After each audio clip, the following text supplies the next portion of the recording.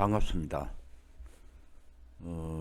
그동안 제가 좀 바빠가지고 신인문학 강의를 못 올렸는데, 이제 그 원인 중에 하나가 제가 뭐 시를 쓸 때도 그렇고 강의를 할 때에도 어떤 머릿속에 어떤 전체 어떤 컨셉이나 스토리가 잡히지 않으면은 시도를 좀 안 하는 편이라, 이번에 이 인문학 세 번째 강의는 이제 우리는 어디서 왔는가를 마지막으로 정리해야 되는 부분이라서 조금 머릿속에 정리하는데 오랫동안 시간이 걸린 것 같습니다. 그래서 이제 어제 제가 나름대로 컨셉을 잡고 오늘 녹음을 하게 됐습니다. 우리는 어디서 왔는가? 그것은 우리는 이제 우주에 살고 있기 때문에 이 강대한 우주를 먼저 누가 만들었는가를 생각해야 합니다. 우리는 우주의 먼지로부터 왔다. 그런 물리학자들이, 현대 물리학자들이 그런 표현을 많이 해요. 그래서 이제 이 우주는 어디서 발생됐느냐? 서양에서는 창조주, 유일신 이 만들었다 이렇게 주장을 하고 있는데, 그러면 그 창조주는 누가 만들었는가 이런 의문이 생겨요. 끝이 없죠. 그 창조주는 누가 만들었고 그 창조는 또 누가 만들었느냐, 여전히 그 의문이 생긴다는 거죠. 그래서 서양 종교에서는 스스로 존재하는 신이다, 창조주는, 이렇게 이야기를 해요. 그리고 그 스스로 존재하는 자는 바로 인격신, 우리와 같이 인격을 가진 신으로 상정을 합니다. 그런데 동양은 예로부터 이 어떤 인격신, 유일신을 상정하지를 않았어요. 오히려 근본적인 힘, 에너지, 자연 에너지, 타오, 도라 그러죠.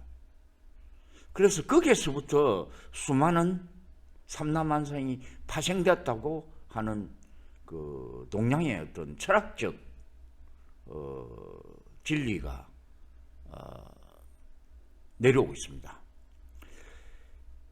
최근에 발전한 현대 물리학은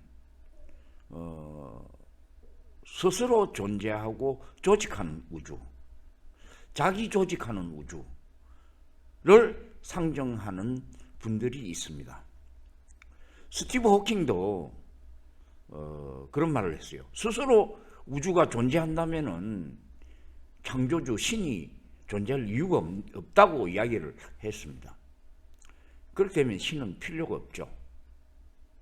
그래서 스스로 존재하고 조직하는 우주, 이 개념까지 지금 현대 물리학이 이야기를 하고 있는 것입니다. 이 내용은 동양의 그런 근본적인 힘, 자연 에너지, 이 개념하고 일맥상통한다고 볼 수가 있습니다.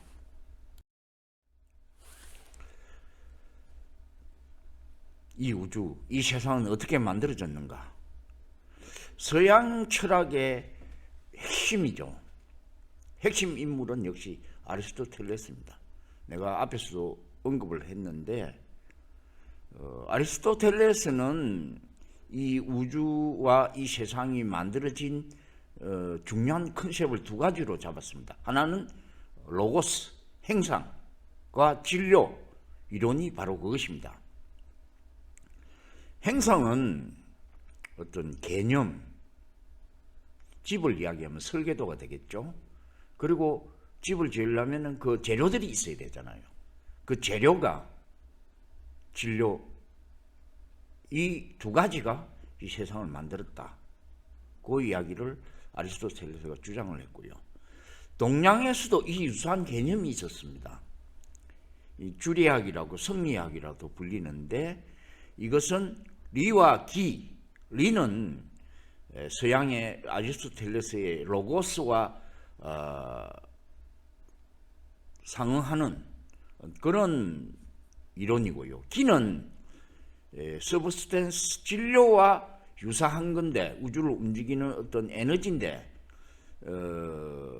아리스토텔레스는 보다 본질적으로 구체화시킨 게 진료라는 재료라는 개념을 들어간 거고, 이 동양에서는 뭐든지 좀 신비화하는 그런 특성이 있기 때문에 드러내고 바로 직접적으로 이야기하는 것보다는 약간 신비스럽게 뭔가를 만들어가는 그런 성향이 있어요. 그래서 이 끼라는 것은 아리스토텔레스의 진료와 다르게, 이 끼라는 것은 어떤 에너지, 일종의 미스테리컬한 신비적인 어떤 에너지로 봤단 말이죠.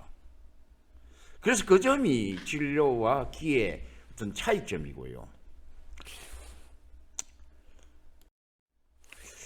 최근에 굉장히 핫한 이슈가 그 대화형 인공지능 챗 GTP라는 게 있는데, 이 챗 GTP를 제가 가입을 해가지고 들어가서 뭐 시도 만들어 보고 뭐 여러 가지 그 시를 만드는 것을 감상도 좀 해보고 있는데 대단해요.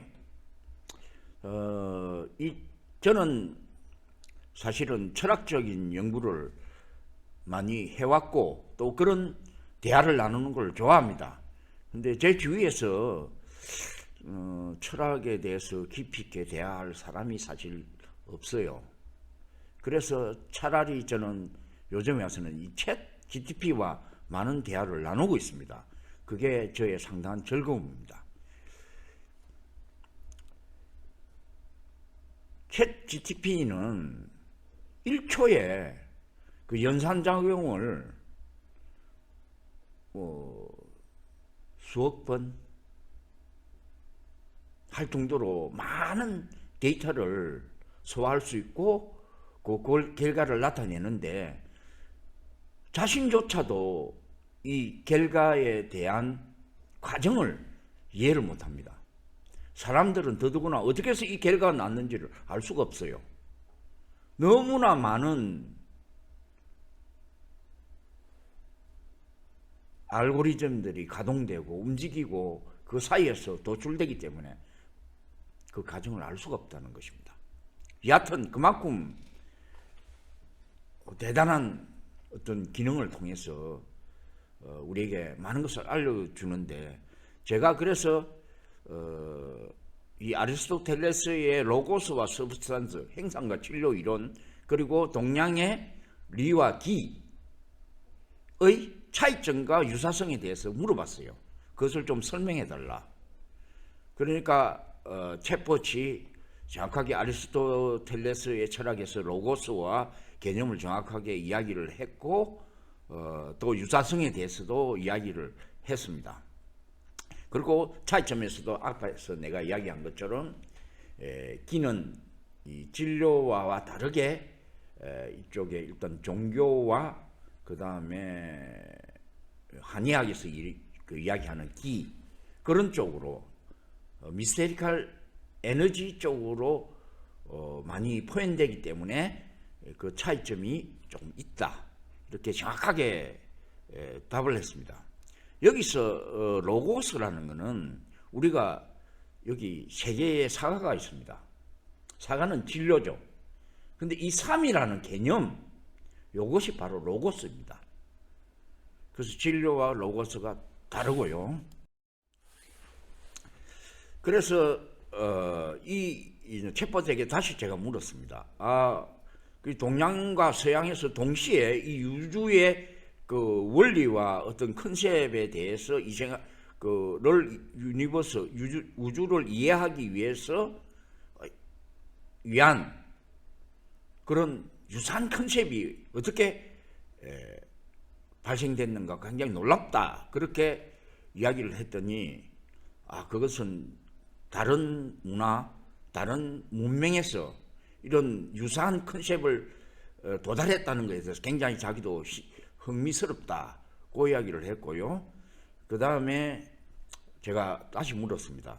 이 아리스토텔레스의 로고스와 진료 그리고 리와 기의 컨셉은 이 철학에서 가장 중요하고 근본적인 이문이다. 어떻게 생각하느냐 했더니 자기도 이것은 센트럴 펀더멘털 퀘스천, 그러니까 철학에서 가장 중심적이고 원초적인 그런 질문이고 중요한 내용이다. 이런 걸 자기도 동의를 했습니다.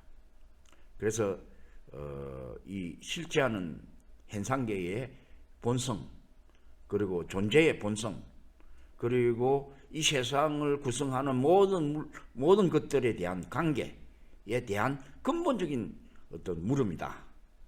이렇게 챗봇하고 저하고 대화를 나눴습니다.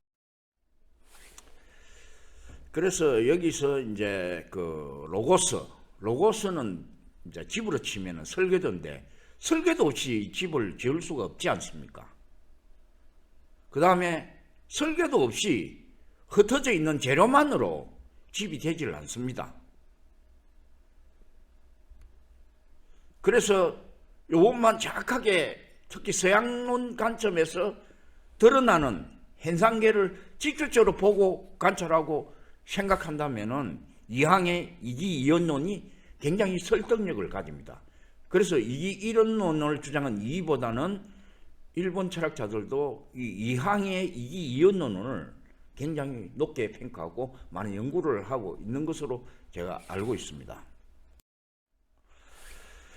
자, 그리고 음양오행 사상인데 이제 동양에서는 이제 무극에서 무와 공의 상태에서 음과 양이 탄생하고 그 음과 양의 조화로 삼라만상이 잉태됐는데 그 가운데 있는 게 태극이죠. 음과 양을 행상한 거고 그 주위에 캐가 있는데 굉장히 다양한 형태, 이게 지금 그 막대기가 3개로 돼 있는데 이게 6개 뭐 12개 이렇게 많아질수록 어마어마한 조합이 그 캐의 변행의 베리에이션 조합이 나오게 됩니다. 그래서 이 우리나라의 그 테오보키 전설적인 신이죠. 신적인 인물인데 여하튼 이 테오보키가 우주의 어떤 그 진리를 담은 이 음양오행설, 음양과 그런 어떤 쾌의 어떤 우주의 진리를 이야기했다고 되어 있습니다.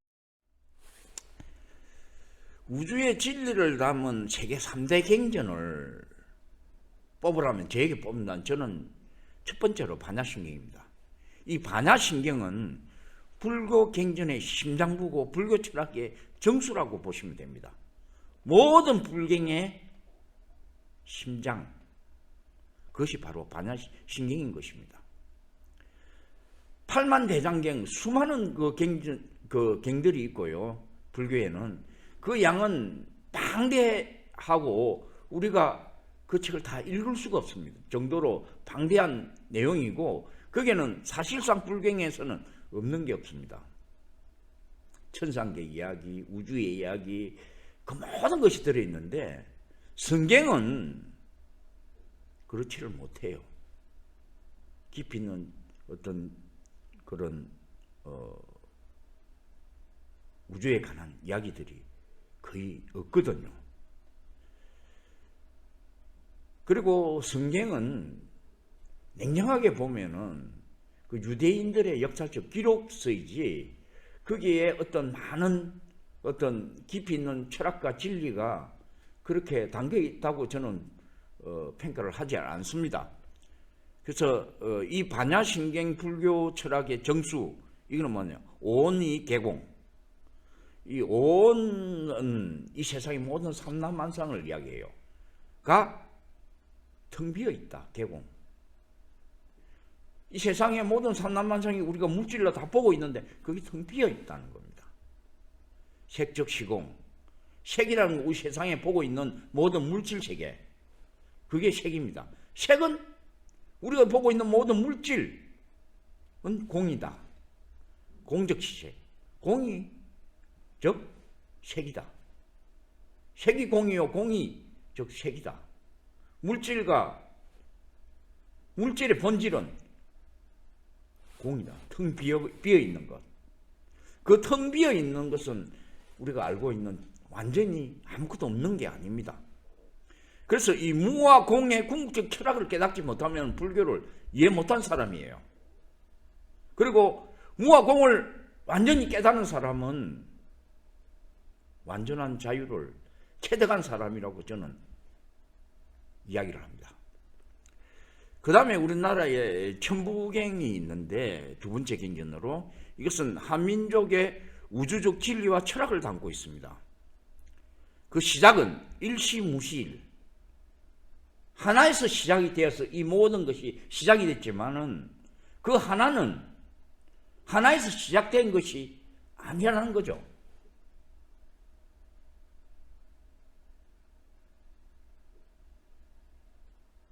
하나에서 시작됐지만 하나에서 시작된 것이 없다. 그 다음에 그 하나에서 둘이 나오고 둘과 하나가 만나서 3이 되고 3에서 다른 것과 만나서 5, 6, 7, 8, 9 4, 5, 6, 7, 8, 9, 10 10은 마지막 열매가 맺는 거죠. 다시 순환되는 거죠. 그래서 일종무종일 하나에서 모든 게 끝이 나는데 그것은 또 사실상 하나에서 끝나는 것이 끝나는 게 사실 없어요. 끝이 없다는 것을 이야기를 합니다. 그 다음에 세 번째 경전은 제가 쓴 경전입니다. 이거는 짧은 경전인데 무한우주의 진리를 압축해서 제가 표현한 것인데 이 경전의 핵심은 플러스 마이너스 제로 무한대 이 네 가지 기호를 풀이해낸 것입니다. 이 세상의 모든 인문학적 그 다음에 자연과학적 것들은 하나에서 1, 2, 3, 4 점점점 부에 플러스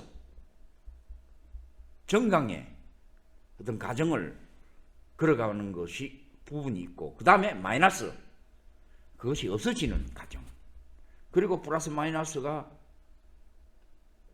평행을 이루는 것이 제로고 이게 우주의 시작점이고 우주의 종착역이죠.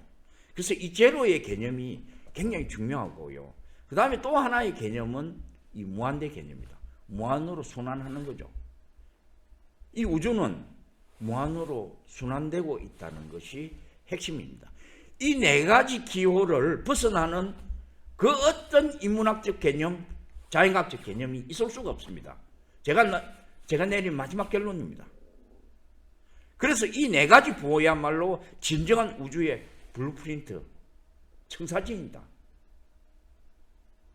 창조주가 있다면 이 네 가지 원리에서 이 우주가 만들었을 것이고 스스로 조직하는 우주라면 이 네 가지 원리를 품고 스스로 순환되고 시작되고 끝내고 다시 순환되는 자기 조직하는 우주 이 네 가지 원리를 담고 있다는 거지. 핵심 원리를 담고 있다는 내용입니다.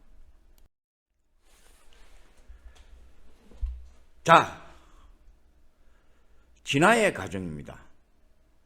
비물질계, 로고스, 로직, 코딩, 매트릭스, 설계도, 자연의 설계도.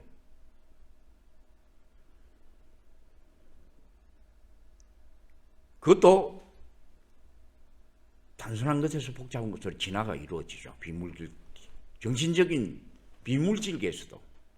그 다음 물질계에서는 무생물계, 무극에서 필드, 장, 아원자, 입자, 양성자, 중성자, 원자, 전자, 원소, 분자, 중합체, 공기, 물, 금속, 토양 등이 무생물계를 구성하고요.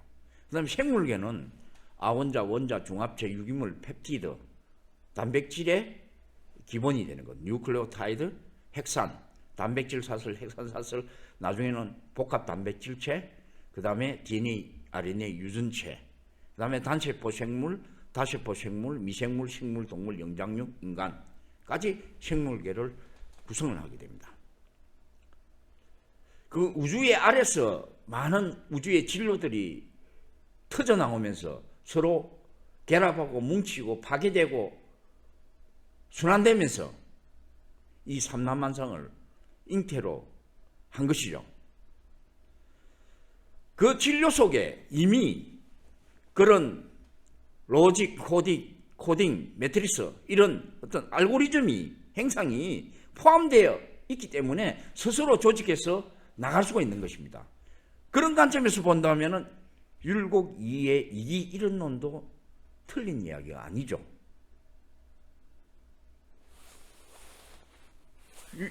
이기 이론론과 이기 이론론을 바라보는 관점, 동양의 관점에서 본다면은 아까 이야기하는 자기 조직하는 우주의 관점에서 본다면 율곡의 이기 이론론이 더 그럴듯하고요.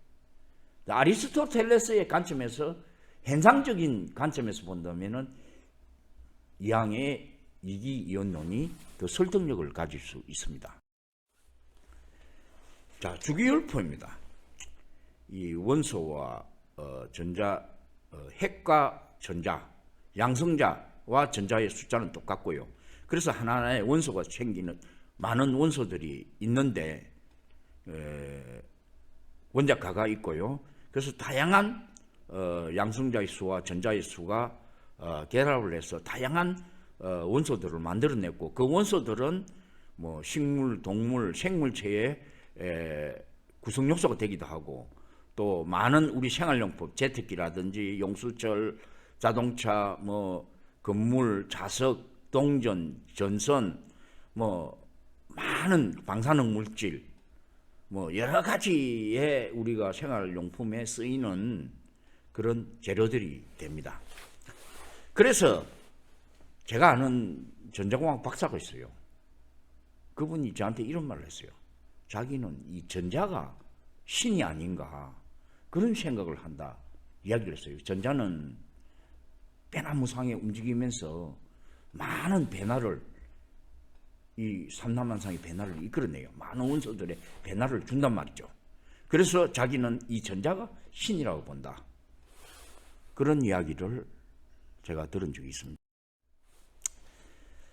자, 진화론 관점에서는 또 그렇게 보면 되고 우리가 창조론과 창조자의 관점론의 관점에서 보면은 우주의 아래서 빅뱅을 통해서 화이트홀로 돼서 수많은 성간 물질이 떨어져 나오고 거기에서 응축이 돼서 은하계가 생기고 행성들이 생기고 별들이 생기죠.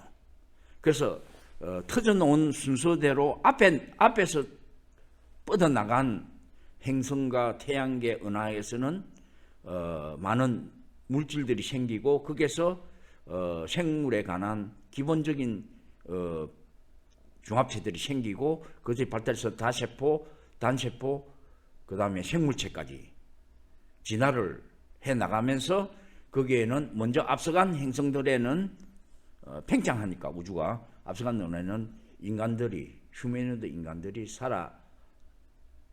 살고 있을 확률이 있습니다. 그래서 많은 지금 현재 천문학자들은 이 강대한 우주에 우리만 휴메노이드로 우리 지구에서 존재할 확률은 거의 없다고 봅니다. 그래서 수많은 휴메노이드들이 이 우주에는 강대한 우주에 있다고 하는 게 정설이고 천문학자들이 현대물 천문학자들이 칼 세이건을 비롯해서 많은 사람들이 외계인은 있다고 공언을 한 바가 있습니다. 그렇다면 우리 은하는 나선 은하로 되어 있고요. 그 다음에 우리 태양계는 그 나선 은하의 한 부분을 조그만 부분을 차지하는데 우리 태양계는 아시다시피 태양이 있고 수성, 금성, 지구, 화성, 목성, 토성, 천왕성, 해왕성, 매왕성 뭐 또 다른 요즘 최근에 발견된 행성도 있지만은 어쨌든 이런 태양계를 구성하는 패밀리가 있는데 이제 이 밀키웨이 이 은하수에 있는 먼저 문명을 발전시킨 수많은 별들과 그 태양계에서 지구로 와서 그들이 어떤 생명을 창조하고 그렇게 했을 확률도 반드시 분명히 있는 것입니다. 그래서 수메르 신화에 보면은 마치 인류의 탄생이 그 플라스크에서 다른 그 그림에 보면 플라스크를 들고 있고 여신이 생명을 창조하는 그 그림도 있고, 요 오른쪽 그림도 보면 유전자 변형을 시킨 듯한 그런 것을 하는 그런 모습도 볼 수가 있습니다. 자, 지구에는 수많은 종들이 있습니다. 이 종의 중요성을 알아야 하는데, 지금 관상적으로 앵무입니다. 이 앵무는 우리가 딱 보면 앵무새 종류라고 바로 알죠. 그건 뭐냐면은 이 앵무의 특별한 행상이 있습니다. 그 행상을 보고 우리는 바로 이건 앵무라고 알 수가 있는 것이죠. 앵무에는 종류가 변형이 돼서 큰 놈, 작은 놈, 뿌리가 큰 꼬리가 긴 놈, 작은 놈, 꼬리가 짤딱한 놈, 없는 놈, 다양하게 있지만은 기본형, 우리가 앵무를 앵무라고 부를 수 있는 기본행, 고유의 어떤 행상, 그것이 종에서는 가장 중요합니다. 자, 이 부엉이, 올빼미 종류죠. 요거는 우리가 딱 보면 이거 부엉이 종류다 딱 알 수 있죠. 독특한 행상과 기능이 있습니다. 자, 그다음에 원앙. 저는 원앙의 그 색깔과 형태를 엄청나게 좋아하는데, 과연 이런 행상과 색깔이 이게 진화해서 이렇게 됐을까요? 저는 아니라고 봅니다. 분명히 창조자들이 이런 행상과 색깔을 창조해서 설계를 했다고, 생명을 창조하는 설계자들이 이걸 만들었다고 저는 생각을 해요. 자, 관상류 공작입니다. 이 공작의 이 행태, 날개를 쫙 꼬리 날개를 펼치면은 이렇게 관처럼 보이고, 그게 커다란 눈방울이 달린 것처럼 그렇게 달려있는 그런 이 행상인데, 이게 과연 진화에서 이런 게 나왔을까요? 저는 아니라고 봅니다. 이것을 디자인한 사람이 있습니다. 생명을 디자인한 사람이 있다는 거죠. 그들이 창조자들입니다. 그리고 종은 이 공작을 딱 보면 우리는 공작이라고 알 수가 있잖아요. 종은 고유하다. 종은 과도한 진화로 종의 특성이 흐트러지는 것은 창조자의 뜻이 아니다. 이 종의 고유성이 흐트러져 버리면 진화에 의해서 그 종이 이것도 아니고 저것도 아닌 중간 행태를 갖버린다면 그것은 이미 그 종으로서의 기능을 상실합니다. 그것은 창조주의 뜻이 아닙니다. 자, 관상어류 쿠피입니다. 쿠피는 꼬리 부분이 굉장히 아름답게 교배를 하면 다양한 행태들이 나오는데, 이 관상어류를 가지고 자기들 매니아들은 매덕에 팔기도 하고 또 상도 주기도 하는데, 이거를 우리는 쿠피라고 바로 보면 이 쿠피라고 이야기를 합니다. 종의 고유라는 거죠. 그 다음에 키싱구라미, 이거는 만나면 뽀뽀를 촉촉 해요. 이게 우연히 진화해서 이런 쪽으로 진화됐다? 저는 믿을 수가 없습니다. 이것은 이 키싱하는, 뽀뽀를 하는 기능을 그 창조자들이 그것을 넣은 거예요. 비단잉어죠. 비단잉어도 이거 매니아 이 깊이 빠지면은 그냥 이거는 대책이 없을 정도로 깊이 빠집니다. 그래서 이 연못에서 도인들이 쫙 먹이를 던지면 잉어들이, 비단잉어들이, 행행식책의 비단잉어들이 튀어오르면서 그것을 보는 것이 참 큰 즐거움이거든요. 자, 관상학의 튤립입니다. 튤립은 우리가 보면 저거 튤립이다 알 수가 있죠. 행상이 벌써 왕관을 닮아 있고 다양한 색깔과 행상은 있지만 그 왕관 모양은 고유의 튤립의 정체성이. 근데 이 튤립이 교배를 해가지고 하다 보면은 꼭 저기 카네이션 닮은 것도 있고, 국화 닮은 것도 있고, 백합을 닮은 것도 있고, 모양이 이상해져 버려요. 교배에 의해서 불올림변에서 막 만들다 보면 그게 튤립이 백합이 돼버리면은 그 의미가 없지 않습니까? 백합은 백합으로서 종의 중요성이 있고 고유성이 있고, 튤립은 튤립대로 고유한 고유성이 있다는 거예요. 그게 있다는 거죠. 자, 우리는 무엇이 우리의 시선을 사로잡는가? 이 종의 고유성이 있기 때문에 우리 시선을 잡습니다. 여기 보면은 많은 꽃 종류가 있어요. 기본 행은 동그라미 안에 다양한 형태의 패턴이 있고 또 행상들이 있습니다. 카네이션, 장미 다양하게 있는데, 하여튼 이 다양성은 있지만 그래도 그 중에서 자기의 고유성이 있어야 그 종으로서의 가치가 있는 것입니다. 자, 요거 꽃의 어떤 패턴입니다. 패턴이고 꽃의 행상에 대한 패턴이고 오른쪽. 자, 생명체의 아름다움은 행상과 색상의 패턴이 반복, 리피티션과 점정, 그라데이션과 대비, 콘트라스트로 이루어진 쪼끄리, 프랙탈의 살아있는 역동성의 만다라로 표현된다. 제가 꽃을 모든 행태를 조사해 보니까 그것이 어디서 왔느냐? 불교의 만다라에서 왔더라고요.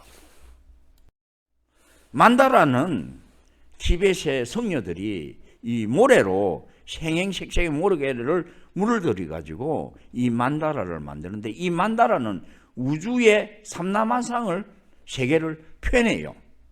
그래서 조금씩 몇 달에 걸쳐서 거대한 이 만다라를 만드는 작업을 합니다. 그래서 이 만다라를 만들고 난 다음에 이 모래를 싹 다시 지워버려요. 없애버려요. 그것은 이 아름다운 행상을 왜 지워버리느냐? 집착, 모든 것이 무와 공, 그 개념을 이해하라고 그렇게 하는 것 같습니다. 그래서 이 불교의 만다라의 패턴을 보면은 엄청난 베리에이션이 나오는데, 이 만다라의 패턴의 변이가 바로 이 지구상에 있는 모든 꽃에 포함되어 있습니다. 그래서 여기서 창조자들이 이 만다라의 기본 패턴에서 조금씩 변행해서 특이하고 고유의 어떤 디자인 패턴을 만들어내서 생명을 창조하고 꽃을 만드는 것입니다. 자, 프랙탈 이론입니다. 이것은 쪼끄리 이론인데, 이 쪼끄리 이론이 우리가 흔히들 알고 있는 눈 결정 있죠. 눈 결정을 보면은 작은 행상이 큰 행상에 다 쏙쏙들이 들어가 있습니다. 작은 행상이 커져서 또 그 똑같은 패턴의 큰 행상을 만들고, 그 큰 행상은 더 큰 똑같은 행상을 만들어내는 게 쪼끄리입니다. 이 쪼끄리 이론이 바로 이 만다라하고 같이 표현돼서 꽃의 다양한 고유성을 나타내는 패턴이 나타나는 거죠. 그래서 쪼끄리 이론은 우리가 나무 가지, 나무의 행상, 그 다음에 컴퓨터에서도 이 쪼끄리 행상들을 만들어낼 수가 있습니다. 자, 우리가 그리스 로마 신화를 보면 나르시스, 히아신스 신화가 있는데, 수선화하고 히아신스 신화가 있는데, 신들이 좋아한 어떤 청년이나 이런 게 죽으면은 그를 기념하는 꽃을 창조한다. 이 신화인데, 실제로는 저는 그게 신들이 유전공학적 방법으로 그를 죽음을 기념하기 위해서 새로운 꽃을 디자인하고 만들었다고 저는 생각을 해요. 자, 영장류와 인간, 우리가 침팬지와 호모사피엔스 우리 인간의 유전자를 비교하면은 거의 차이가 없다고 합니다. 거의 또 유사하고요.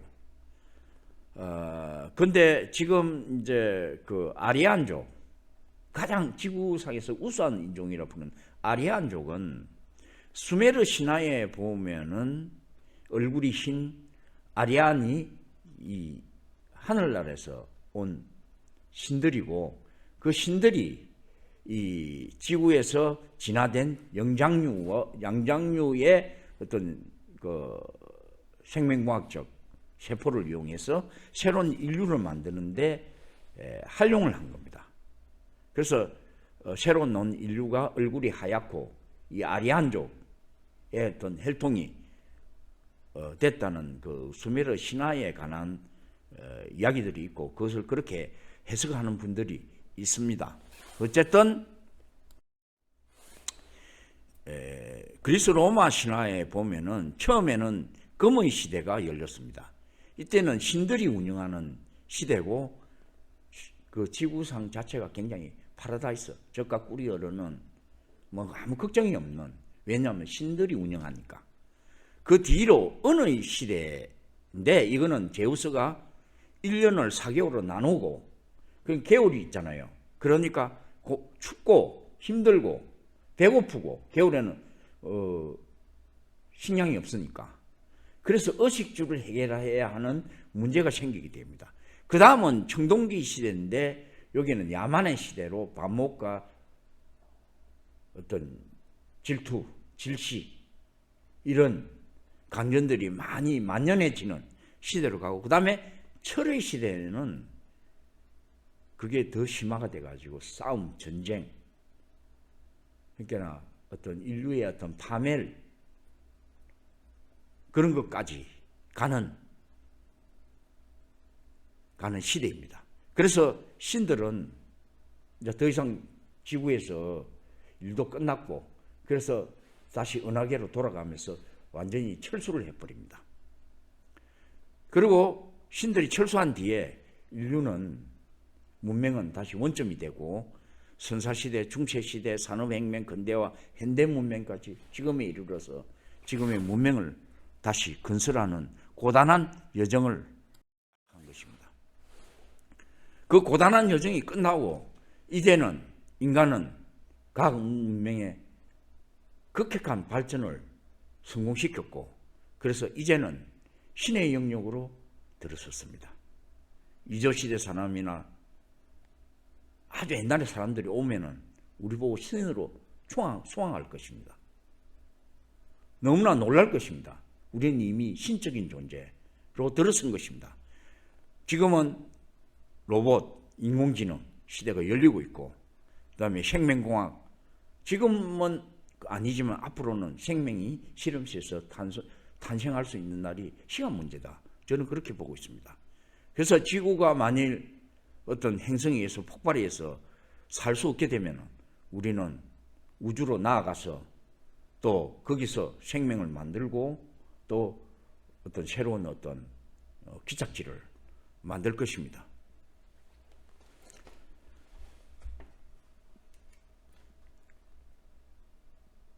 인간이 앞으로 어떻게 될 건가? 이제는 로봇, 인공지능이 지배할 세상이 올 수도 있습니다. 인간은 잘못하면은 로봇, 인공지능의 노예가 될 수도 있고요. 우리 인간은 오히려 인공지능을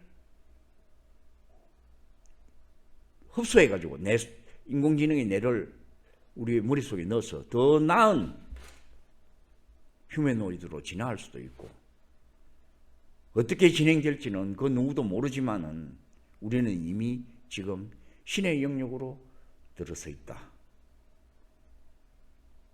그렇게 보고 있습니다. 그래서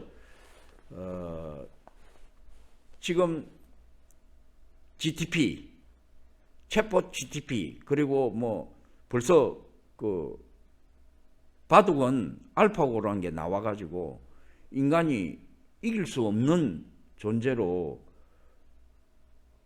진화해버렸고, 그래서 바둑계를 은퇴했습니다. 그래서 지금 프로 기사들이 바둑을 인공지능으로부터 배우고 공부를 열심히 하고 있습니다. 근데 바둑 기사들은 나는 인공지능이 알파고가 대중화되면은 바둑 기사 프로 기사들이 없어질 줄 알았어요.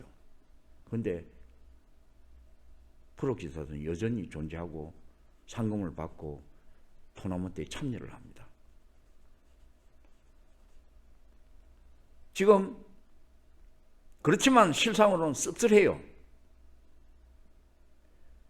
우리가 지금 바둑 프로 기사들이 두고 있는 바둑이 쇼 같기도 해요. 인공지능한테 배워가지고 그 수를 두는 거니까. 그 무슨 의미가 있을까요? 사실 의미가 크게는 없어요. 그렇다면 우리가 앞으로 로봇, 인공지능 이런 게 생명공학, 생명창조 이런 게 가시화되면은 우리의 인간의 어떤 존재, 우리가 인간이 할 일, 뭘 해야 되고 공황 상태에 빠질 수가 있습니다. 그래서 바로 그 시대에 맞는 새로운 철학이 필요한 것입니다. 그것이 바로 제가 이 신문학 강의를 통해서 여러분에게 그 철학에 관한 의문을 던지고 우리가 답을 찾아 나가는 길을 열기 위해서 제가 이 강의를 하는 것입니다. 오늘 강의는 여기서 마치고요. 다음번에는 Who I am, 나는 누구인가에 대해서 또 몇 차례 강의를 하도록 하겠습니다. 감사합니다.